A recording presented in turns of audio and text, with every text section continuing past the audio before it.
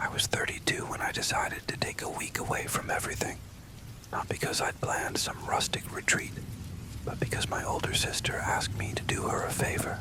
Her partner owned a rickety, solar-powered cabin high on a ridge above the Tug Fork River, a part of southern West Virginia where GPS gives up and the map becomes nothing but green shading. She'd called me from Charleston saying they had to drive to Cincinnati for a funeral, and could I look after the place for a few days? I'd just burned out of a hospitality job in Morgantown. My lease was up, and my bank account was thin. The idea of free lodging and quiet didn't sound bad.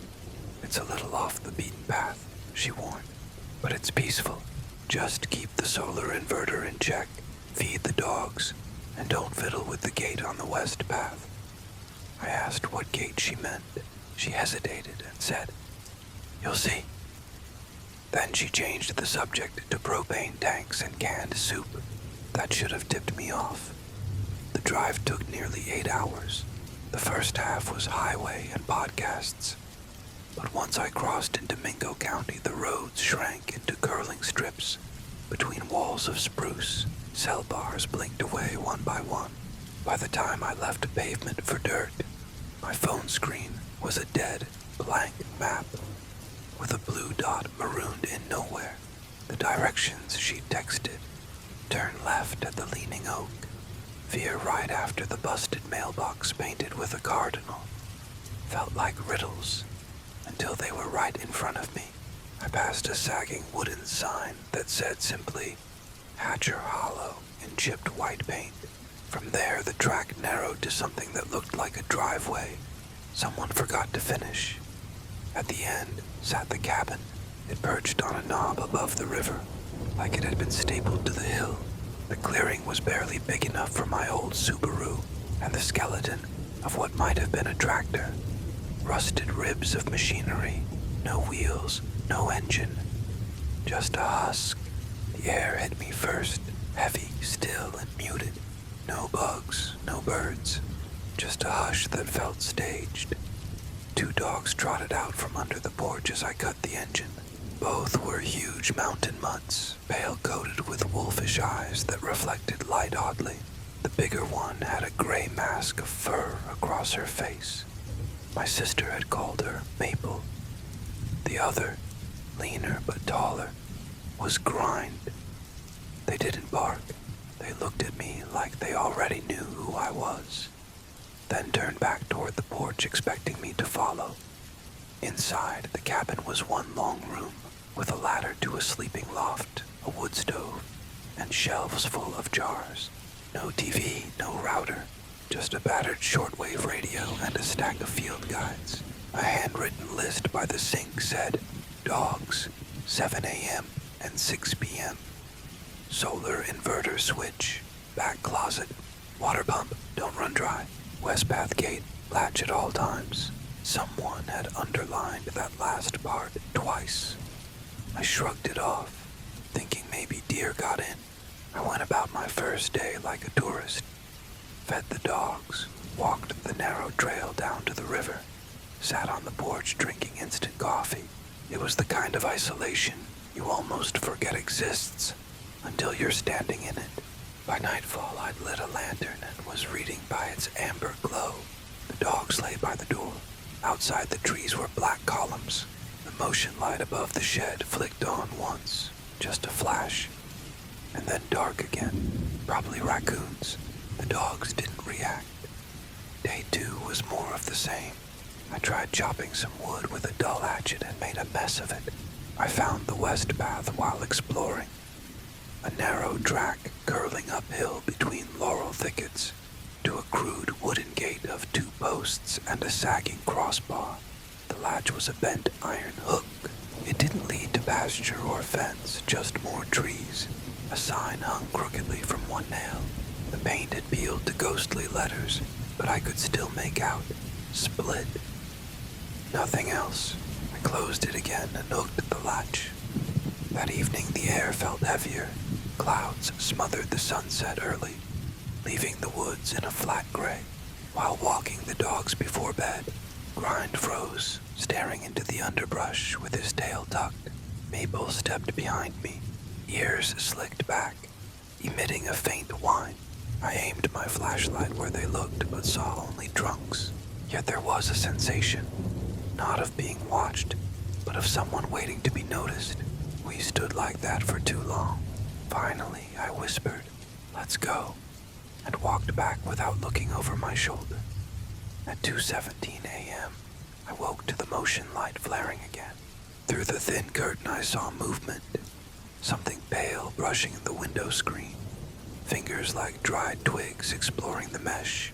The skin was cracked and oddly jointed. The nails looked like dark chips of slate. It moved slowly, like someone feeling braille. I stayed absolutely still. Maple and Grind sat up but didn't bark. They watched with their heads low, bodies taut. The hand withdrew after a moment. I didn't sleep again. Morning brought no proof, no prints, no smell. Just the shed door hanging open though I'd latched it.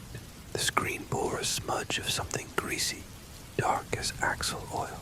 I tried the shortwave for distraction, but all I got was static and faint rhythmic pulses, like someone tapping on metal far away. That night I dragged a chair under the back door and let the dog sleep upstairs with me. I left the lantern burning and tuned the radio to hiss, just to fill the silence. At 3:41 a.m., a knock came at the front door. 3 measured raps, not loud, not hesitant either. My breath caught. The dogs didn't growl, just stared. Another set of knocks followed, lighter, like fingertips, then nothing. I don't know how long I waited before the gravel outside crunched under feet. More than one set, soft, deliberate, circling the cabin. Then the whispering began. It wasn't words, but a kind of stuttering chant. Clicks, breathy tones, a fluttering that rose and fell in waves. It reminded me of an old tape recorder spooling backward. The dogs pressed against my legs, trembling but silent. The sound multiplied. One voice, then 2, then many, weaving in and out until it became a pulsing chorus. 10 minutes, maybe 20, and then silence. At first light I packed my bag. I didn't refill the water tank or fold the blankets. I just whistled the dogs into the car. The road out felt longer than coming in. When I rounded a curve near the west path, there was a trailer parked in a turnout I would have sworn was empty the day before. A man stood outside barefoot in the cold, skin pale, hair matted. He wore no shirt. His arms hung straight at his sides and his mouth moved, but no sound came out. His eyes followed the car until we were gone. Signal returned near the highway. I called my sister, voice shaking, told her everything. She didn't laugh. She didn't try to soothe me. She just said, "You latched the west gate, right?" "Yes," I said. A pause. "Good. They don't like it open." "Who are they?" I asked. "They're called the Split Tongues," she said softly. "Not people exactly. Not anything you can call wildlife. Old miners used to leave offerings at that gate. Folks said if you were alone and they realized you noticed them, they'd come closer. They only knock if they want something." My skin crawled. "What happens if you open the door?" "They might take it as an invitation," she whispered. "That's all I know." I didn't answer. A week later, back in Morgantown, I started dreaming about the gate. In the dreams, it's unlatched and swinging slowly, and on the other side, something pale and jointed presses against the mesh of my window. Tapping. Patient. I wake up with the dogs growling at nothing. Sometimes, I swear I hear the faint clicking under the radio static, like a chant spooling backward, building in waves. I haven't been back to Doug Fork, but every now and then, driving a back road, I'll see a man barefoot at the tree line, watching, arms at his sides, mouth moving silently. I still haven't figured out if he's real, or just my mind replaying that night. But once in a while, always around 3:40 a.m., someone knocks at my apartment door. 3 slow, deliberate raps, And each time, without thinking, I stay completely still and make sure every latch is drawn. My name is Ian, and back then I was freelancing as a landscape photographer, mostly scraping by on weddings and real estate shots. I'd been crashing in a sublet in Atlanta when an old buddy from my undergrad days, Marcus, sent me a message out of the blue. We hadn't spoken in years. He was one of those people who vanished after graduation. No Facebook, no Instagram, just gone. Marcus had ended up in the northern Georgia hills, building himself a life on a patch of land nobody else wanted. He'd put together a cabin out of salvaged timber, powered it with a small solar bank, and lived with 2 big dogs for company. His email was short. Headed west for 3 weeks. Can you keep an eye on the place? Dogs get anxious if left with strangers. Solar's temperamental. You could use the quiet. At the time, the idea of unplugging sounded perfect.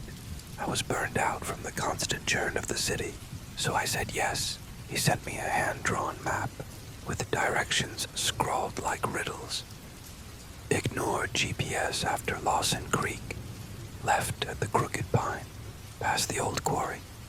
If you see the broken sign for Hilltop, you've gone too far. It took nearly a full day to get there. Pavement crumbled to gravel, then gravel to dirt, until it barely resembled a road. By the time I rolled into the clearing, the light was thinning, and the trees felt too close, like they wanted the land back. The dogs reached me first. 2 hulking mutts, one brindle, one pale, eyes gleaming in the dusk. They barreled up to my truck, tails stiff, then slowed, studying me. When they didn't bark, I figured they must have recognized my scent from Marcus's jacket I'd borrowed once. They trotted back to the porch like they'd been waiting. The cabin was a rough log rectangle with a loft overhead, a fire pit out front, and a steel shed chained shut beside it. Solar panels leaned on a rack in the yard, and a pipe from a spring tank jutted into the sink. No phone service, no hum of traffic, just silence, thick and layered. The first couple of days were uneventful, almost idyllic. I hiked with the dogs, read paperbacks by lantern light, and tried not to think about overdue invoices. The absence of noise was intoxicating. No distant sirens, no neighbor's TV bleeding through the wall, just air, trees, and my own breathing. It was the 3rd day when something shifted. Marcus had marked his loop trails with strips of red cloth tied around trunks. When I followed one, I noticed a strip missing at the fork, near the gully. I thought maybe the wind tore it down or a deer brushed against it. I tied a replacement and forgot about it. That night the dogs wouldn't rest. They paced the floorboards, nails clicking, tails low. Every so often they froze at the back door, ears pricked, bodies stiff as statues. I stood on the porch with a flashlight for 10 minutes, expecting to catch a raccoon's eyes or hear rustling. Nothing. Just a wall of black trees. I bolted the door and left the lantern on. Around 2 in the morning, the dogs launched at the window with a roar so sudden I nearly fell out of bed. They weren't just barking. They were snarling, guttural, as though trying to claw their way through the glass. I froze. Some instinct told me not to move, not even to glance at the window. My chest hammered. Then, as quickly as it started, it stopped. The dogs fell silent, not panting, not pacing, just silent. The kind of silence that makes you wonder if the world ended without you. At dawn, I forced myself to look. Beneath the window, pressed deep into the mud, was a footprint. Bare, wide, toes spread unnaturally far apart, as if the foot belonged to something that had never worn shoes. It faced the cabin, not walking past, but leaning close to the glass. I tried to convince myself it was some hermit squatter, maybe strung out. But later that day, further along the ridge, I found something lodged in the roots of a cedar, At first I thought it was debris, but when I leaned in, my stomach dropped. It was a little figure made of twigs bound with a wire and something like sinew. The torso was wrapped in a shred of red cloth, Marcus's trail marker. The arms were bent at impossible angles, like whoever tied it wanted to make the shape wrong on purpose. It wasn't left in the open. It was hidden, tucked low, as though waiting for me. I didn't touch it. I turned back immediately. That evening, with the unease chewing at me, I finally broke my rule about the shed. The padlock wasn't much. With a crowbar from the woodpile, I popped it open. Inside were buckets, rope, a stack of old tarps, but behind them, 2 long spears leaned in the corner, hand-carved from thick poles, their tips dark with something crusted. Not rust, not quite dried blood, something older. My hands shook as I relocked the shed. The following night at 4:09 a.m., the voice came. It didn't come from the porch or the yard. It came from inside the walls themselves, low and rough, as if the timber had learned how to form words. "He isn't gone," it rasped. "He's still here." The dogs whimpered and crawled beneath the loft ladder. I didn't breathe. I didn't answer. I just sat still until daylight. By then, I knew I couldn't ignore it. I loaded a pack with water and followed the ridge further than before. That's when I found the basin, a shallow pit cut into the earth, with 2 snapped poles lashed across it. Inside were bones, long bones, human-sized, arranged in a circle along the edge as though laid there deliberately. Clean, old, but not ancient. When I turned, I saw movement across the slope. A figure crouched in the underbrush, motionless but watching. Its skin was smeared with earth, streaked as if it had grown from the soil itself. Its head tilted slowly, like it was trying to puzzle out what I was.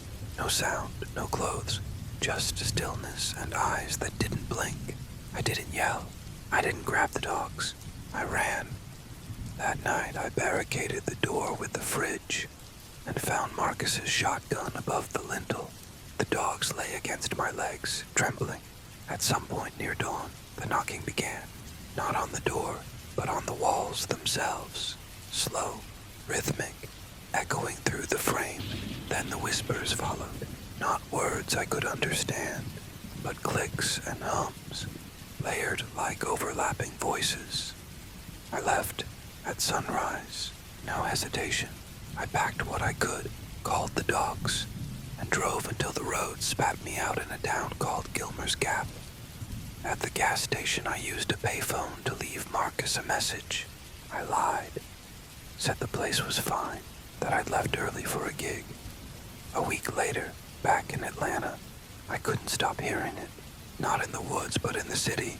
At night, when traffic finally dulled, I'd hear faint clicking under the static of the radio. I started dreaming about the cabin.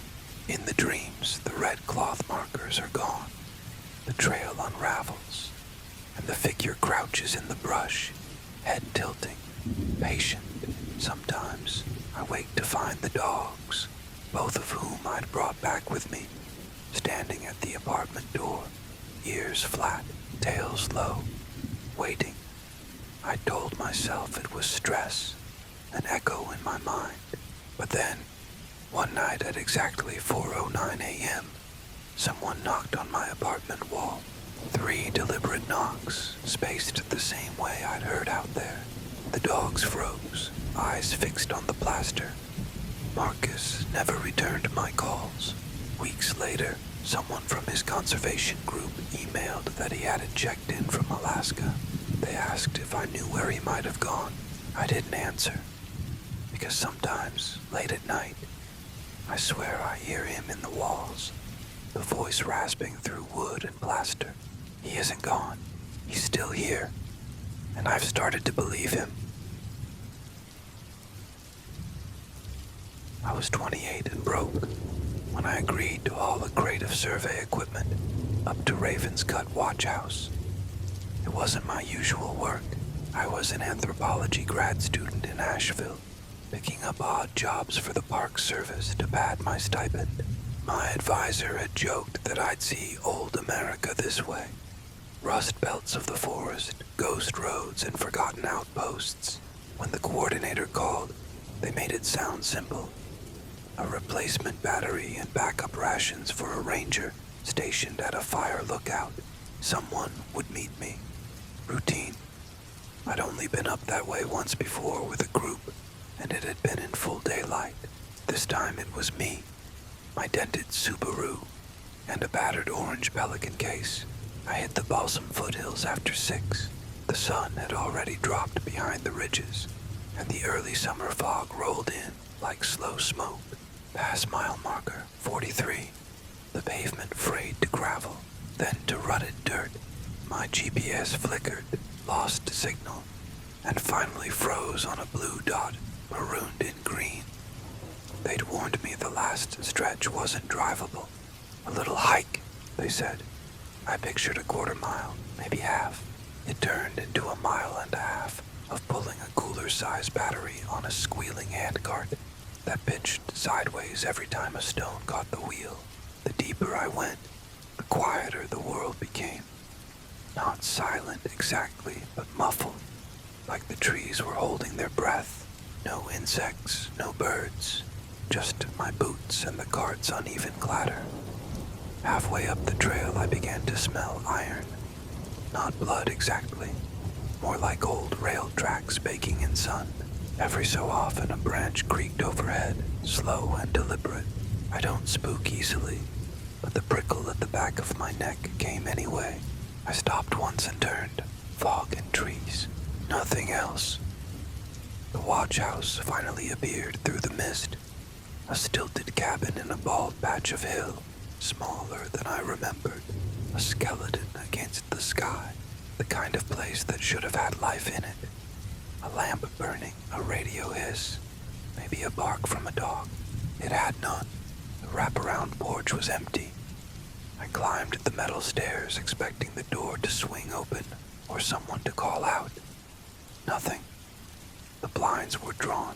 I knocked 3 times. Waited. Knocked again. No answer. Then I noticed the lock. It wasn't picked. It was bent sideways, twisted at the base as if struck. I nudged the door. It opened halfway. The interior was a stripped-out mess. Mattress flung against the wall. Drawers emptied. Ration cans scattered like kicked tin. Yet certain things were untouched. The ranger's boots neatly lined, jacket hanging straight, back zipped and leaning upright. It felt staged, like someone had gone through every meaningless thing while leaving the essentials in order.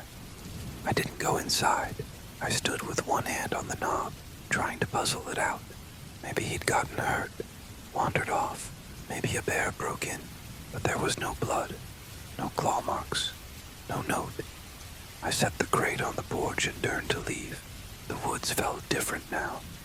Not just still, but watchful, pressing close. I'd barely walked 50 yards when I noticed a path cutting off to my right. It hadn't been there on the way in. Branches broken low, undergrowth flattened, as if something big had moved through without caring. I should have ignored it. Instead, I stepped off the main trail. The new path dipped and rose like a sunken road. Bits of debris lay half buried. Scraps of cloth, an old field compass dulled to green, a rusted mess tin. A forestry whistle lay bright orange against the soil, split down the middle. Farther on, a shirt torn clean down the front hung from a branch, sleeves missing, a dark stain along one pocket. It was pinned there with a sharpened stick. I stared at it. It didn't feel lost. It felt displayed. That's when the forest began to shift. Not words, just subtle weight, moving from trunk to trunk, a single breath taken and never released. I started back toward the main trail. A sharp sting at my ankle made me stop. When I looked down, a small white object lay against my boot.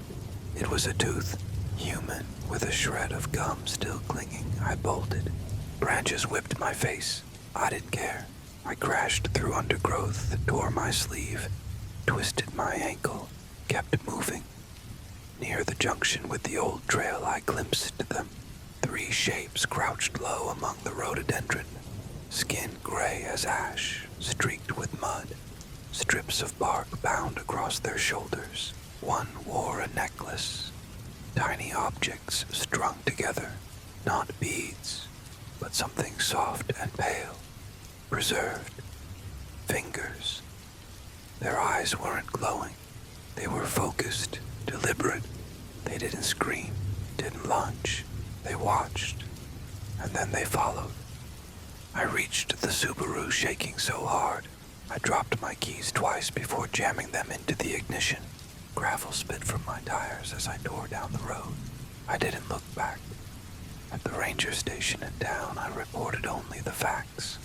Lock broken, ranger absent. Nothing about the shirt, the tooth, the figures. 2 weeks later, Raven's Gut vanished from the online forestry map. A month later, the service posted a bland notice, road beyond mile marker. 43 closed for seasonal maintenance. No questions asked. But it didn't stop. A few weeks after that, I drove gear to a trail crew south of there. Took a wrong turn onto a logging road. The woods pressed so dense I had to get out and check my ankles to reverse. That's when I saw it nailed at eye level. A jawbone, human, still damp. Below it, a symbol carved into the bark. 2 hollow circles linked by a jagged line. Since then, I've started noticing other things. A bootlace tied in a knot I don't recognize. A finger bone threaded with wire and hung like a charm. Always on paths not shown on any map. Always near old survey stakes or fire roads no one uses anymore. I've stopped volunteering for the remote jobs. If I have to deliver out there, I wait in the truck until someone comes out. I've also started dreaming. In the dreams, I'm back on that new trail. The shirt on the branch has become my own. The necklace of fingers is still wet. Something crouches just beyond the rhododendron, tilting its head slowly, patient. They call them the hollow folk in old mining records. Workers who left their bodies behind when the shafts flooded, who kept the tunnels open for something else. No one says it out loud now, but I've read the notes in the archives. The symbol I saw carved under the jawbone appears beside names marked "No Recovery." Sometimes at night, long after the city has gone quiet, I hear the same slow creak of branches from that trail, even though I'm 4 counties away. My apartment walls give a small sigh, like they're breathing, and at exactly the same hour I first heard them, 4:09 a.m., someone knocks 3 times on the plaster. The dogs from Marcus's cabin, they're gone, disappeared from the yard one morning as if they walked into the woods. I don't open the door when the knocking comes. I don't even move, because I know what waits on the other side now. I took that trip into the mountains, and I still wonder if I ever really came back. My name is Daniel, and I wasn't planning on spending a week in the woods. I'd been working seasonal construction around Knoxville, patching up roads and pouring concrete when the weather was good, drifting when it wasn't. That summer I had 2 weeks between jobs and no real plan. Then my cousin Levi called. We hadn't spoken much in years, not since he moved down into Cherokee country near the western edge of North Carolina. We grew up close, but he always had a way of wandering, of chasing after things no one else could see. He told me he wanted company on a hike up along Cold Spring Ridge. Old family land, he said. Paths they never bothered to put on any map. His voice had that same tone it did when we were kids daring each other to jump from rooftops. Half joking, half dead serious. I told him sure. Maybe it would be a chance to reconnect, clear my head, and sweat off some of the city noise. We drove as far as the Forest Service road would take us. The gravel ended at a rust-patched gate no one had cared to lock. From there, Levi produced a folded survey map that looked older than either of us, ink faded and smudged. He had a bag stuffed with rope, dried meat, and a battered compass. Before we set off, he gave me a look that I thought was theatrical at the time. "If I tell you to run west," he said, "don't argue, don't stop." I laughed, thinking it was some mountain man bravado. He didn't laugh back. The trail swallowed us fast. Green walls rose on either side, thick with rhododendron and spruce, the air cool and damp even in July. At the first fork, Levi didn't hesitate. He left the clear path and pushed through brush toward a barely visible track. It wasn't on his map. It sure wasn't on my GPS. When I asked if he was sure, he just muttered, "It's where we're meant to go." The forest grew heavier the deeper we went, not just denser with trees, but heavy in another way, like the air itself had weight. My footsteps sounded too loud, each crack of a twig bouncing back at me. I tried to ask him about the family paths, who used them, why they weren't marked, but he only gave short answers. He said his grandfather once warned about the kin that stayed too long. I pressed him. "Stayed where?" He shrugged. "In the hollow places. You watch too long. You forget how to come back." I thought it was his usual mix of folklore and poetry, but he never smiled. We made camp by a wall of moss-covered stone, maybe the last remains of a cabin. While I set up the tent, I noticed bones strung together and dangling from branches, ribs and jawbones tied with cord that looked like tendon, clinking softly in the breeze.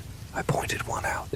Levi glanced, muttered markers, and turned away, like we weren't supposed to talk about them. That night, we sat by the fire while he told stories that weren't the kind you wanted to hear in the dark. He spoke about men running liquor during Prohibition who went missing on this ridge, about forestry workers found barefoot and babbling in dialects no one recognized. He said his grandfather believed certain places weren't owned by people anymore. "They're held," Levi said. "Held by what?" I asked. He only stared into the fire until the flames sank low. The next day, we bushwhacked through brush, looking for what he called the trapper's shack, near a dead split oak. The canopy was so thick, I couldn't tell where the sun was anymore. Levi walked like he knew the way, but he kept pausing, head cocked, scanning the trees as though something was pacing us. Around midday, a sour odor rolled over us, sharp, metallic, with a tang that reminded me of rusted nails. Levi froze, pulled a tin plate tied to a string from his back, and tossed it behind us. I almost asked what he was doing, but the look he gave me shut me up. We reached the shack near dusk. The roof sagged inward, the walls leaning. Levi insisted we sleep inside. He braced the door with a rusted pipe and hammered a bent horseshoe above the frame, like it was a ritual. I asked if he was joking. He didn't answer. I didn't sleep that night. Something dragged itself around the cabin. Not footsteps. Something heavier, pulling along its forearms, scraping through dirt. At one point, fingers probed through a gap in the wall, long and gray, twitching like they were searching. I pressed my back to the floor and held my breath. By morning, it was gone. Outside, we found prints, barefoot, cracked, toes splayed wide, dozens of them, circling the shack again and again, as though pacing a pen. Levi said nothing, just shouldered his pack. From then on, we didn't follow any trail. We moved west in a straight line, forcing through brambles, as if outrunning something. A mile on, we found a deer carcass. Its ribs were split, tongue missing, guts gone. The chest looked crushed, like someone had knelt on it. Levi prodded the liver with a stick, then tossed it down into a ravine. Better to feed them than let them feed themselves, he muttered. I didn't argue. We camped in a dry creek bed that night without fire. Levi told me to stay low. No food, no noise. I tried to sleep, but woke near midnight to a wet chewing sound. Slow, deliberate. I turned and saw his bag empty. Heart pounding, I crawled to the flap of my tent. Someone crouched under a tree. They wore Levi's jacket, but the body inside moved wrong. Knees bent backwards like a deer's, spine arched, arms dangling longer than they should. The head tilted toward me, and the mouth stretched wide, teeth like jagged stone, eyes milky as if the pupils had washed away. It twitched once, then slithered backward into the trees.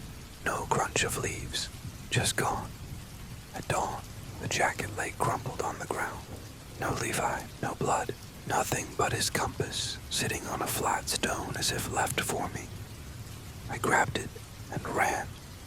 I don't remember much of that flight, only crashing west through the brush, tearing skin on thorns, lungs burning, until I found a fire road. I collapsed miles down it. A ranger found me the next day, babbling and dehydrated. I told him Levi and I had separated. That was all. Search teams combed the ridge for weeks. They never found him. I went back to work, tried to bury myself in concrete and schedules, but at night, I dreamt of that crouched shape, the sound of chewing, the compass gleaming on the stone. A few months later, while working a job near Murphy, I cut down a tree for clearing and found something wedged in the trunk, bones tied together with tendon, clinking like the ones I'd seen above the ruined cabin. When I touched them, the smell of rusted iron filled my throat. Since then, I've noticed things.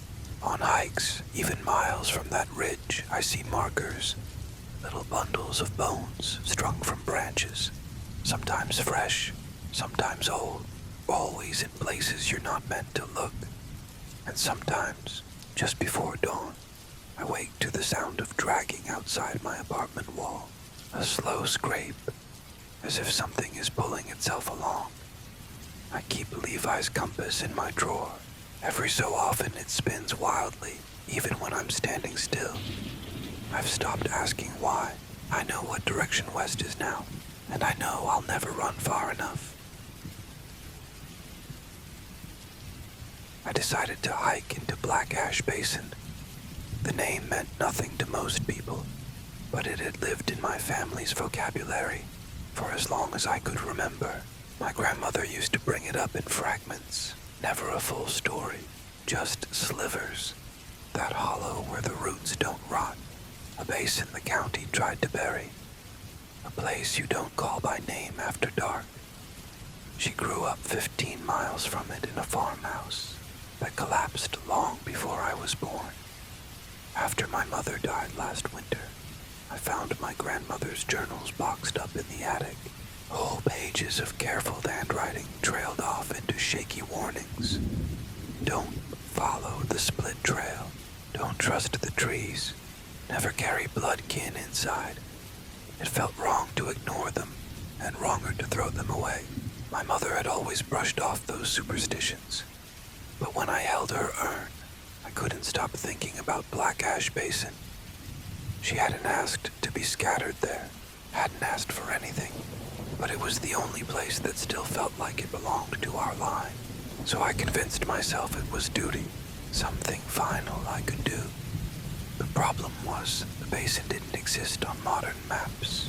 Older USGS surveys showed a thin, dotted line curling in from the east, but newer versions erased it completely.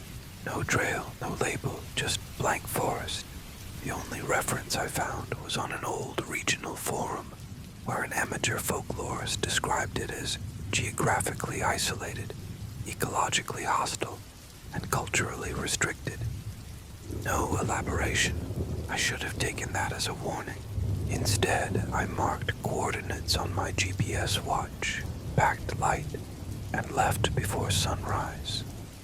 The roads narrowed to gravel, then dirt, then something more like a scar carved through brush.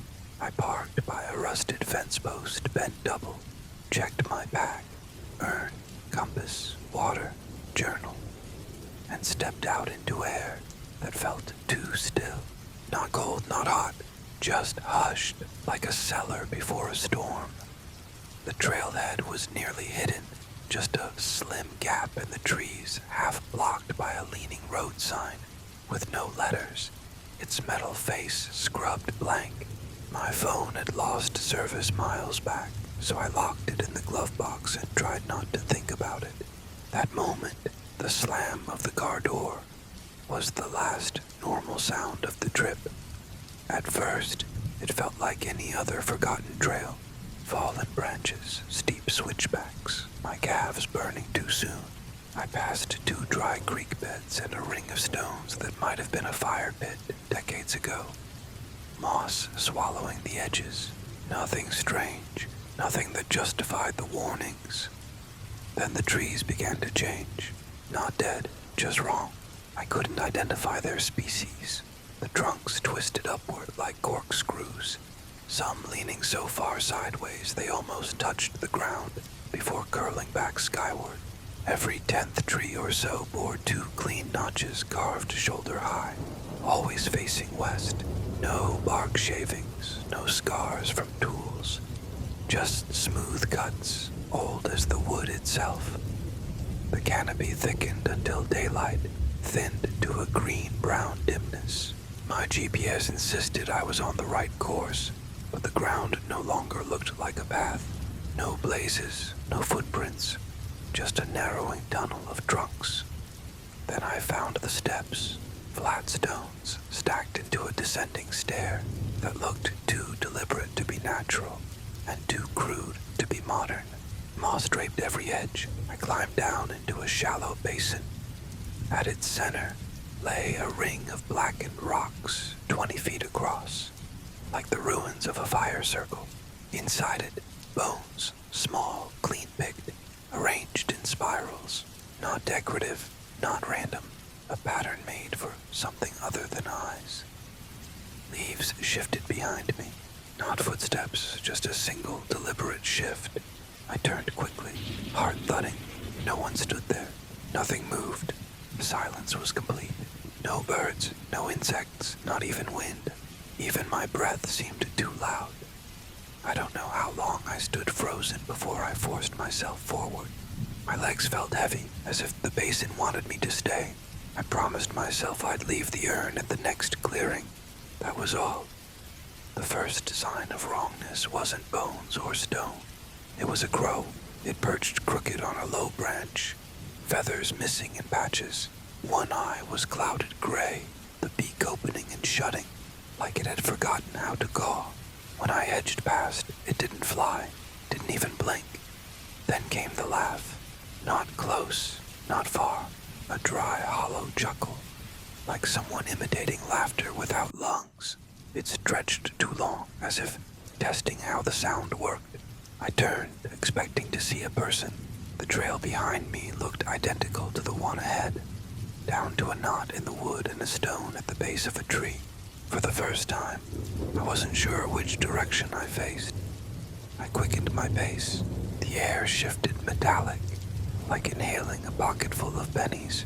The trail split around a fence, rough poles lashed with wire, cloth scraps knotted along it, strips of flannel, denim, something that might have been lace.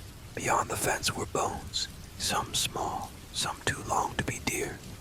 I backed away. That's when I noticed another fence behind me, taller, crooked. I hadn't walked past it before, yet now it penned me in. The woods had folded or I had looped without knowing. Either way, I wasn't walking freely anymore. My grandmother's words came back, never carry bloodkin inside. I pulled the urn from my pack. If this was about her, if the basin remembered, maybe leaving the ashes would free me. That was when I saw them.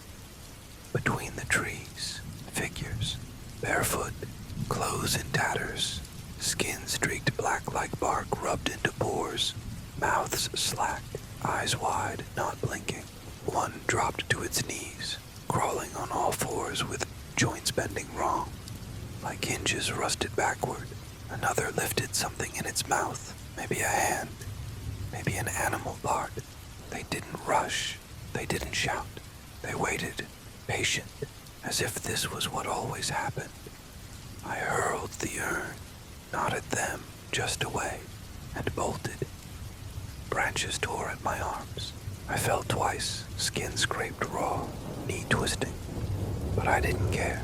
Behind me came no screams, no chase, just a new sound. A flat whistle. It wasn't breath. It wasn't a call. It was steady, mechanical, like air forced through hollow reeds. It pulsed in rhythm, dull and invasive, drilling into my skull like sonar. I saw notched trees again and turned blindly. Minutes later, metal glinted through brush. My car. I sprinted harder than I ever had, dove in, slammed the lock, turned the ignition. Gravel sprayed as I peeled down the track. I didn't look back. That night in a motel 2 towns over, I scoured the journals again. One line I'd missed before chilled me. The root-bound don't keep graves. They keep kin. Blood leads them back. I never retrieved the urn. I told relatives I scattered her at a ridge she loved.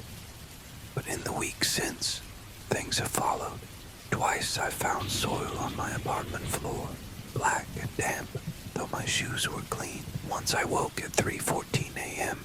to the sound of a whistle, flat, mechanical, repeating, seeping through the air vent.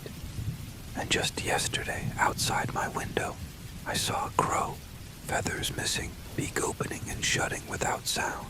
Its eye was pale, cloudy, watching, waiting. I think I understand what my grandmother meant now. The basin doesn't let go. Once you carry family blood inside, you carry it back out too. And I know, someday soon, I'll hear the whistle not outside my door, but inside the room. I wasn't supposed to be anywhere near those hills that week. At 43, I'd carved out a quiet life as a surveyor for a regional historical trust. More paperwork and grant applications than field work. But when the field archivist assigned to a retrieval project went down sick, my supervisor insisted I drive out myself. The job was simple on paper. Pick up a batch of artifacts stored in an old forestry cabin and deliver them to the Trust's central archive. The location was on the western edge of the Cumberland Plateau, where the Appalachian ridges lean closer to the sky and roads turn to gravel without warning. I hadn't been in that part of Kentucky since I was a teenager. Back then, it was all summer hikes and romantic ideas about untouched wilderness. Now I understood better. These hills were as scarred by industry and abandonment as anywhere else. The 2-lane highway dissolved into a cracked blacktop that lost its lines years ago, and the GPS quit before I reached the valley. The directions I had were handwritten, copied from a 1980s survey log. By the time I found the cabin, half sunk into the earth, shingles rotted, tin nailed over holes. I'd been driving 6 hours and hadn't seen another car in nearly 2. The building looked like something swallowed by the forest and spat back out, still coated in moss. Waiting for me was a man who introduced himself as Harlan. He said he was a caretaker, though what he was caretaking was anyone's guess. He looked like he belonged to the mountains. Weathered face, heavy boots, eyes the pale gray of limestone. He shook my hand with a surprising strength and said he'd been living near that ridge line most of his life.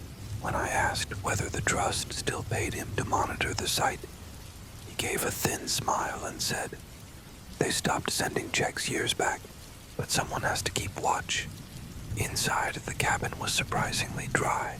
Stacks of crates were piled against the walls, marked with fading inventory numbers. A single lamp ran off a sputtering generator outside. I set my folders on a table and started comparing serial codes against the manifest. Most of it was mundane.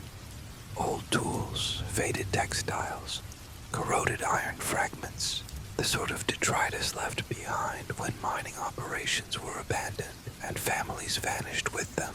Harlan spoke while I worked, his voice steady, telling stories that straddled the line between folklore and field.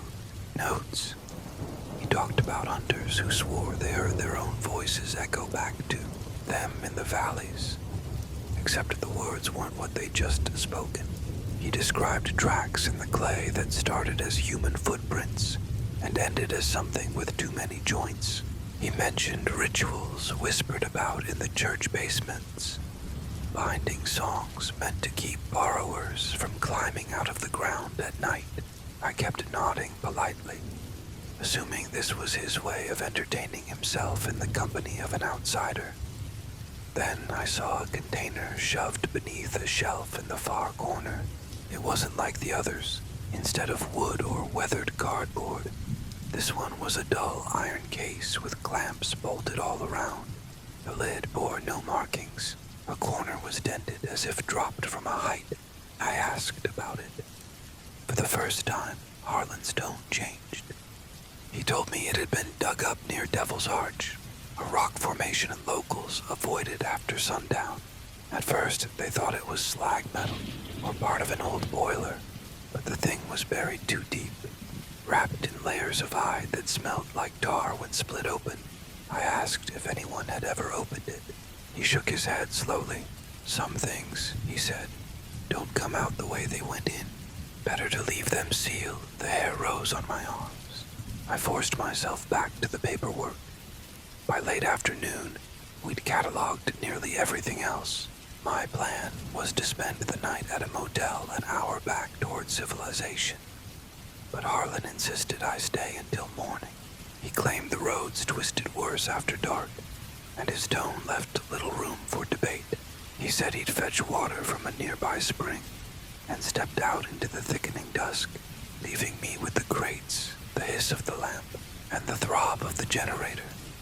When 30 minutes passed and he hadn't returned, I grew uneasy. At 45 minutes, I called his name through the doorway. No answer. I grabbed a flashlight and followed the faint trail that cut through the trees.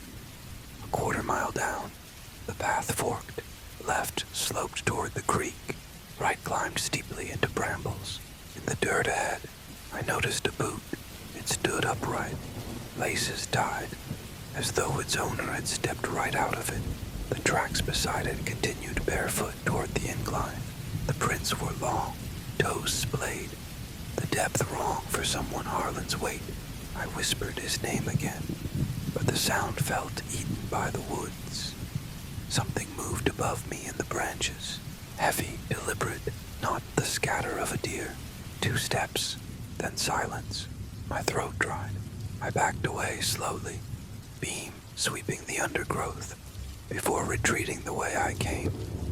When the cabin came into view, my chest tightened. The door hung wide open. I remembered clearly turning the lock. Inside, the lamp flickered. The generator outside coughed like it was choking on its own fuel. That iron case had shifted, dragged half a foot forward. One clamp undone. A dark smear trailed from beneath it, thick and glossy, smelling of resin and rot. Something scraped against the floorboards, a dragging sound, like elbows and knees clawing for purchase. Breathing followed, wet, irregular, far too close. My body moved before thought. I backed through the door, keeping the flashlight steady, though my hand trembled so badly the beam shivered. I didn't slam the van door. I didn't floor the gas. I crept away, wheels grinding gravel until the tree line thinned. Only then did I let the engine roar. At the final curve before the county road, my headlights washed across figures standing between the trees. 3 of them, naked, coated in streaks of mud, their limbs too long, shoulders sloping wrong. Their faces were stretched, skin drawn tight like parchment left in fire. One cocked its head, mouth tugging upward in what might have been a grin. Though no human expression ever looked so hollow, they didn't move. They only watched me drive away. By the time I reached the highway, dawn was smudging the horizon. That was when the van's radio clicked on, without my hand touching it. Static, then a voice, low and broken, repeating a phrase I couldn't recognize. The syllables scraped like stone dragged across stone. I tore the knob loose, trying to shut it off. I didn't stop until I hit the trust slot.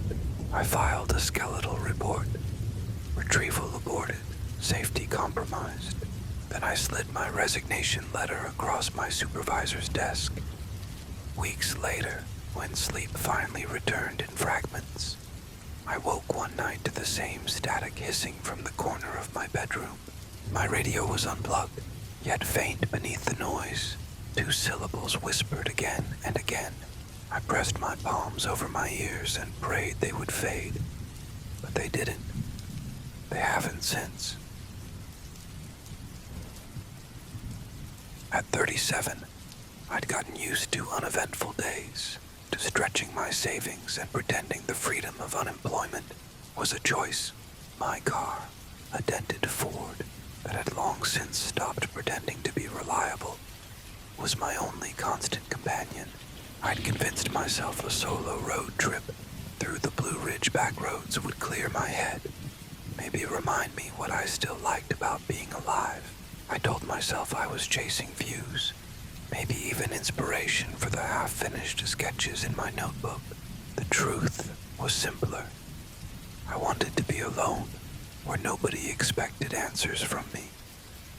By the time Saturday evening rolled around, I was hungry enough that the gnawing in my stomach felt like a living thing. My tank hovered just above empty. The main road had spat me out into a maze of county lanes, and when the bars of cell service blinked away one by one, I realized I hadn't seen a gas station in hours.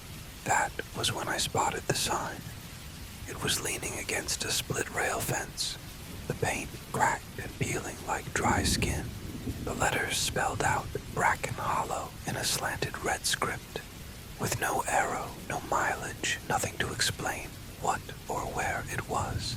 Something about the way it was nailed crookedly to the post made it look less like a road sign and more like a warning someone wanted ignored.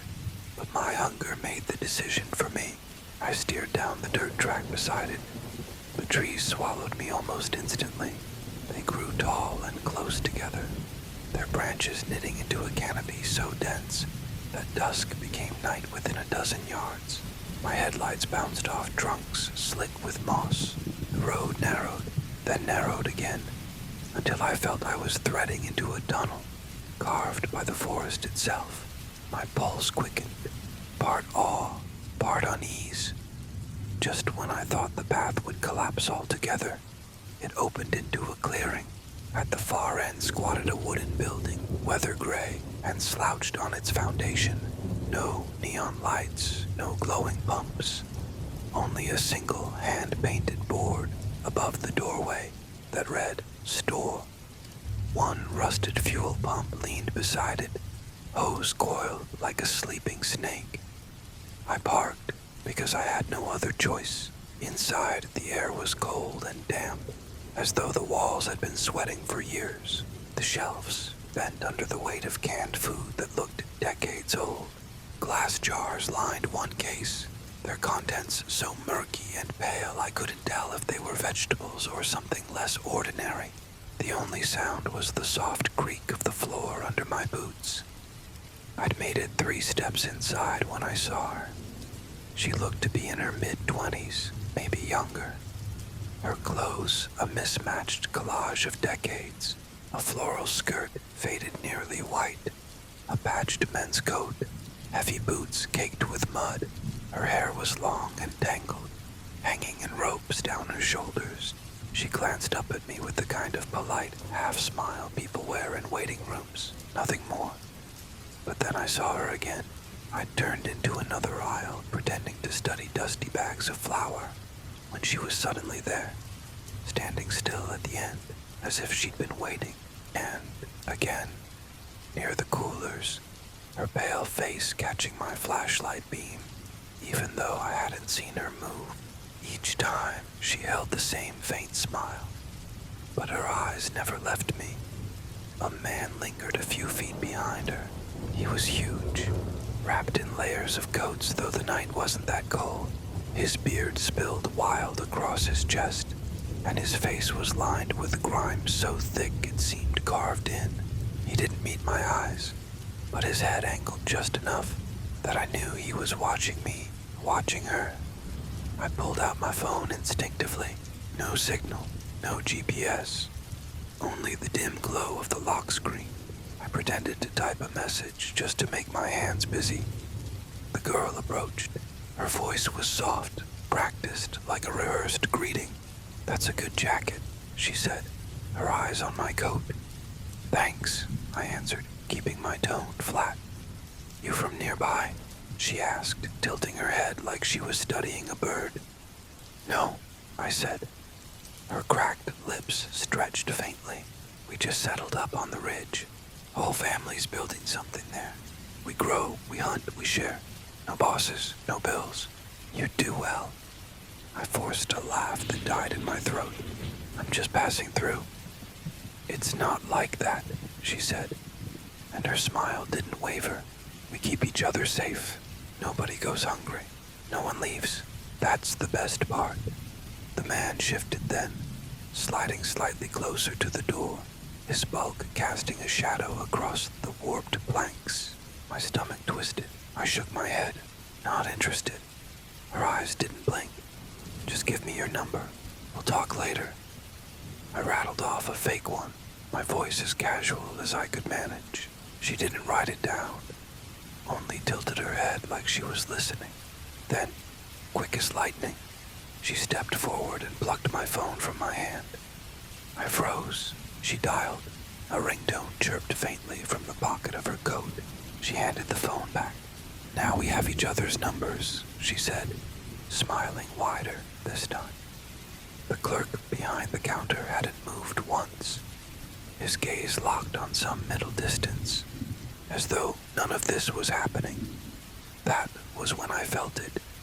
The wrongness of the silence, the certainty that I was standing in a trap already sprung. I didn't argue. I backed toward the door. She didn't stop me. Neither did the man. They just watched, her smile never dimming, his eyes heavy as stone. I slid into my car and left the clearing without looking back. My hands shook so badly the wheel rattled. I didn't breathe until the forest thinned and the road spat me onto pavement again. I found a motel 20 miles down, the kind with a flickering vacancy sign and 2 locks on the door. I shut myself in, turned off every light, and stared at my phone. No calls, no messages. I convinced myself it was over. But in the middle of the night, the phone buzzed. A text from an unknown number. No words, only a picture. Me in the store, head turned mid-step, caught in perfect clarity. The caption read, "You'd fit in. We'll come for you." I deleted it, blocked the number, sat awake until dawn. Every creak of the walls turning my blood to ice. The next morning, I thought, maybe it had been some local prank. But by the time I reached the next town, another message arrived. This time it was a picture of the motel door, taken from outside, time-stamped 3 minutes earlier. The caption was shorter. "Almost ready." I drove until the tank ran dry, abandoned the car on the shoulder, and caught a bus without asking where it was headed. I've changed numbers twice since. Still, some nights, my phone vibrates against the nightstand. Always from a number I don't know. Always with a picture taken too close. I never open them anymore, but I don't need to. I already know the hollow doesn't end at the trees. It follows.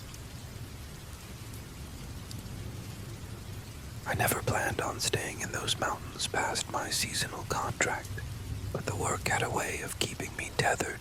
I was 34, too old to keep bouncing between odd jobs, too young to convince myself I wanted to settle in a town where every face knew every secret. So when the forestry office offered me another summer stint, checking trails and weather stations, I said yes without hesitation. The quiet of the ridges gave me something I couldn't find anywhere else.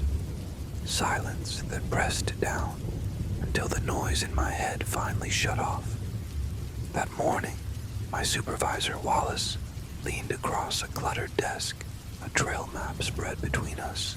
His finger tapped the paper hard enough to smudge the pencil notes. Signal from the Bald Knob station's been down 3 days. Nobody else knows that route like you. Take the hike, log the repairs, and call in when you're back in range. I didn't argue. The station was mine more often than not. Bald Knob wasn't far on a map. 6 miles, maybe 7.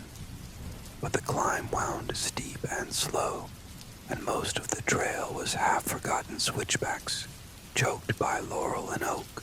Still, I'd made the hike enough times to know it by instinct. The trailhead started wide, soft earth worn flat by decades of boots. My own pair crunched over roots and brittle needles, the rhythm steady enough that my breathing fell into time with each step. Past the first mile marker, the forest folded inward.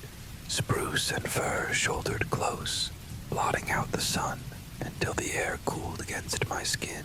By mile 3, I'd stopped thinking about anything but the path. My body moved like it belonged to the mountain. But past the 5th mile, the air changed. It wasn't the temperature or the smell, something else. A heaviness, like the forest itself had drawn in a breath and forgotten to exhale.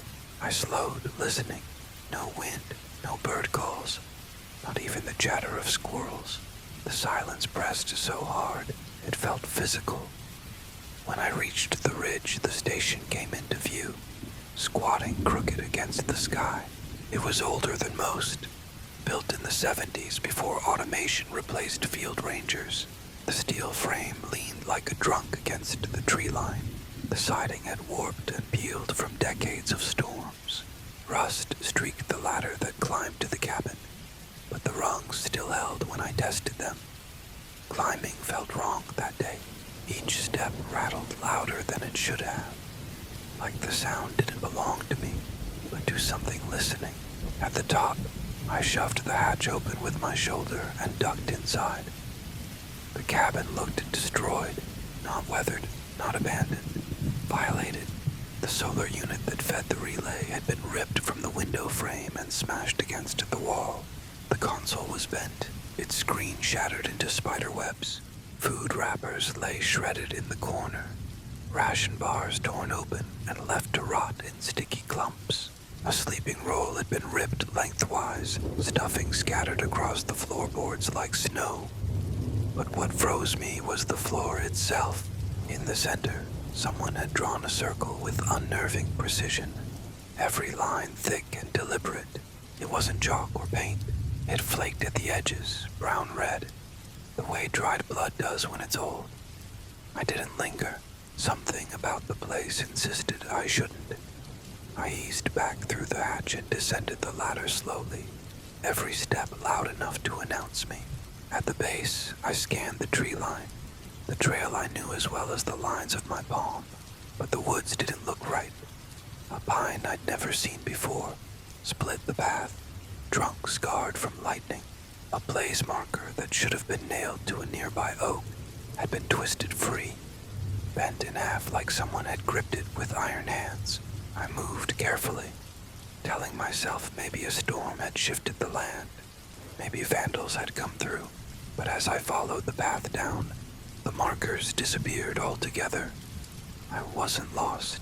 My boots still followed the rut of the trail I'd walked a dozen times, but with each step, the familiarity unraveled. Branches arched differently, rocks jutted where none had before. I walked until the silence grew unbearable, then stopped, and that's when I saw the twine. Thin cord stretched between 2 trees, chest high, almost invisible until it caught the light. I traced it with my eyes and found more, sagging lines strung in parallel like a crude fence. From one line hung bones, small ones, bird or rabbit, strung carefully like ornaments. The breeze that should have rattled them didn't exist. I cut downhill toward the creek I knew fed into the basin. Water always leads somewhere, but after 20 minutes the slope never came. My compass, my one lifeline, spun uselessly in lazy circles no matter how I shook it. That was when the forest shifted again. A branch cracked to my left, dry, deliberate, then another behind me. My chest tightened, but I didn't run. I walked, slow and steady, eyes fixed ahead. That's when I saw it. Crouched behind a fallen log was something pale, too pale to belong here. At first my brain wanted to name it. Deer, maybe a bear with mange. But it had a face, human-shaped, bald and stretched long. Its neck jutting from narrow shoulders at an angle that made my own spine ache. The instant I recognized it, it ducked lower, gone as though it had never been. I didn't shout. I didn't even let my pace falter. I kept walking until I looked up and froze. 3 more clung to the branches above. They weren't perched so much as folded, their limbs bending in wrong places, knees and elbows reversed like broken marionettes. Their arms hung long, fingers dragging against the bark. Their skin was gray, streaked with mud or ash, except for their eyes, small, sunken, fixed on me. One held something in its hand, a shred of fabric, dark and damp. I ducked low, slipping off the trail into the brush, heart hammering but legs steady. I didn't run. Running meant prey. I followed deer tracks through laurel thickets, head bowed to avoid the branches, every step careful. Then I smelled it. Smoke, not wood but chemical, sharp enough to sting my throat. I followed without meaning to, as though my body craved proof of other people. It led to a clearing barely wider than my arms spread. In the center smoldered a pile of gear. Boots burned hollow, jackets shredded and charred, ropes blackened to brittle strands, backpacks in a heap, at least 4, none newer than a year. Whoever carried them hadn't left with them. My hand shook. I turned from the clearing and pushed south, judging by the angle of the sun. The silence clung thicker, the forest folding in closer. I walked until my calves ached, until the thought of stopping gnawed at me worse than exhaustion. At last, the sound of an engine cut through the stillness, a low hum, steady, alive. I clawed my way up a ridge and saw it. A gravel service road, half overtaken by weeds. But real, parked near a locked gate, was a dusty forestry truck, idling as though waiting. Relief hit so hard, it felt like dizziness. I stumbled toward it, raising my hand. The driver rolled down the window. He wore the uniform, badge catching in the last of the sunlight. I didn't know his face. Didn't think you'd be back before sundown, he said, voice flat, eyes narrowing. I slid into the passenger seat without a word. He didn't ask what happened, and I didn't offer. The truck rumbled forward, the road unspooling ahead. I glanced back once, just once, and saw the ridgeline vanish into the trees. For a moment, I thought it was over, but then I noticed his hands on the wheel, long-fingered, skin too pale, nails dark with soil. He smiled without turning his head, and the road ahead stretched far too long, farther than it should have, as if I hadn't left the forest at all. I was 22 when they sent me, not because I was special, but because the county program had run out of staff.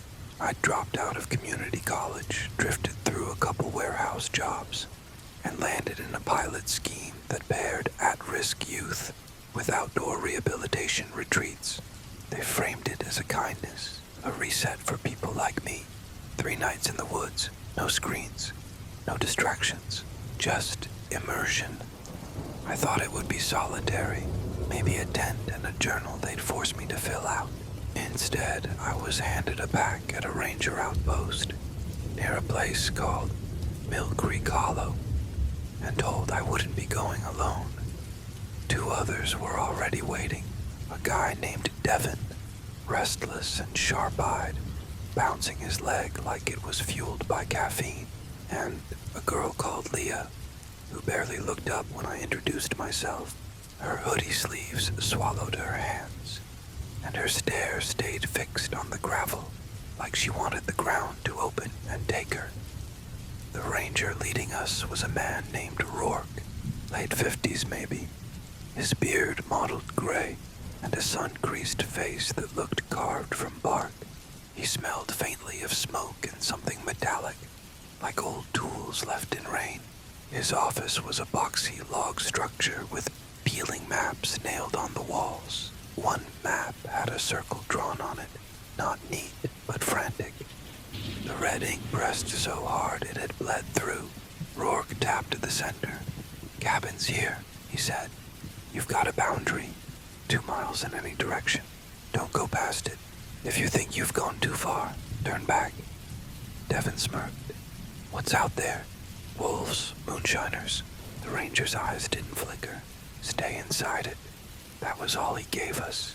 No pep talk, no jokes. Just that line, said with the kind of weight that plants itself in your ribs. We hiked 3 miles in. The trail narrowed until it was more suggestion than path. The deeper we went, the stranger it felt. The trees weren't random. They crowded in odd patterns, evenly spaced at times like they'd been planted. The forest seemed to watch itself and us. The cabin stood in a small clearing, logs blackened with age, windows clouded with grime. A hand pump leaned out front, and inside was a propane stove and 3 cots. Primitive, but not unlivable. That first night wasn't terrible. We heated canned beans, played cards, tried not to comment on how thick the dark pressed against the windows. The forest was too quiet. No insects, no owls, just stillness, like the woods had paused mid-breath. The second morning I stepped out for firewood and froze. The pile looked bigger than it had the night before, not by much, but noticeable. The top logs were slick and dark, like they'd been dredged from swamp water.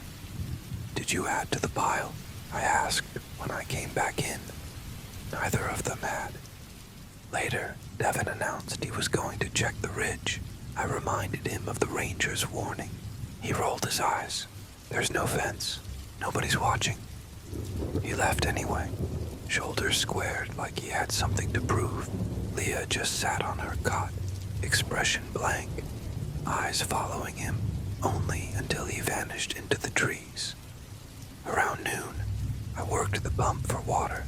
It sputtered, then spit a burst of thick, dark liquid that smelled of iron before clearing. As I bent to inspect the spout, the air behind me shifted. You know that sense when someone stands too close before you even hear them. I turned, hard climbing, but nothing stirred, not even a bird. When I came back inside, Leah was staring at the shelf above the stove. "Did you move the kettle?" she asked. I hadn't.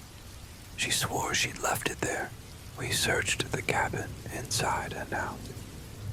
Nothing. It was gone. That night we bolted the door without discussion. I woke after midnight to a sound against the window. Not knocking, brushing. A long, deliberate drag, like fingers wrapped in cloth, pulling slow across glass. I sat up. Across the room, Devin was awake too, his face pale, eyes fixed on the same window. Neither of us spoke. In the morning, the kettle was waiting on the porch, upside down, dusted in pine needles. Someone had placed it there carefully. None of us made a joke. The woodpile was gone. In its place lay a perfect ring of animals. Rabbits, squirrels, even a raccoon. Split open, gutted, arranged with the strange precision. Some lay on their backs, heads tilted skyward, but every one of them was eyeless. Devin retched in the bushes. Leah stared, unflinching, then walked inside and zipped her backpack. She didn't need to say it. We were leaving. But the forest disagreed. The trail outshifted. We walked for half an hour, only to circle back into sight of the cabin. Trees repeated. A stump with a hollow knot appeared 3 times.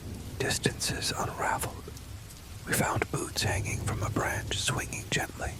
They were ranger issue, and the name stitched on the tongue read, Rourke. Stuffed inside were torn pants, stained stiff with dried blood. Devin lost control then. He shouted something, voice cracking, and tore into the woods at a dead sprint. We called after him, but he didn't turn. His cries echoed, then faded, swallowed by the trees. Leah and I stuck together, following any semblance of a path. Always behind us came the sound of pursuit, crunching leaves, branches shifting, never close enough to see, never far enough to forget. Then the forest opened, a clearing sudden and sharp, as though we'd stepped into another world. In its center stood a chimney, blackened by old fire. No cabin, no walls, just the chimney rising like a stone sentinel. Around it, the foundation lay half buried in moss. Carvings marked the stones, the trees, even bones driven into the soil with a twine. Faces, or things like faces, mouths stretched in spirals too wide, eyes hollow voids. Leah whispered, others were here. I didn't let myself look behind the chimney. Something shifted there, heavy and deliberate. Instead, I grabbed her wrist and we ran. Branches whipped our arms, thorns snagged our backs. But we didn't stop until the crunch of gravel cracked under our boots. A road, real, solid. I collapsed against the ditch, lungs burning. Minutes later, headlights flared. A sheriff's cruiser slowed beside us. The deputy rolled down his window, studying us with sharp eyes. Where'd you two come from? He asked. Mill Creek Hollow, I rasped, his brow furrowed. That place burned down 30 years ago. No cabin left standing. We stared at him, speechless. He motioned us into the car. Leah climbed in first. I hesitated, glancing back at the tree line. For the first time, I realized the forest didn't end at the road. The dark pressed just as thick on both sides, waiting. When I turned back, the deputy was watching me. His fingers tapped the steering wheel, long and pale, nails rimmed with dirt. He smiled without warmth, and I understood then. The hollow hadn't let us go. It had only changed its shape.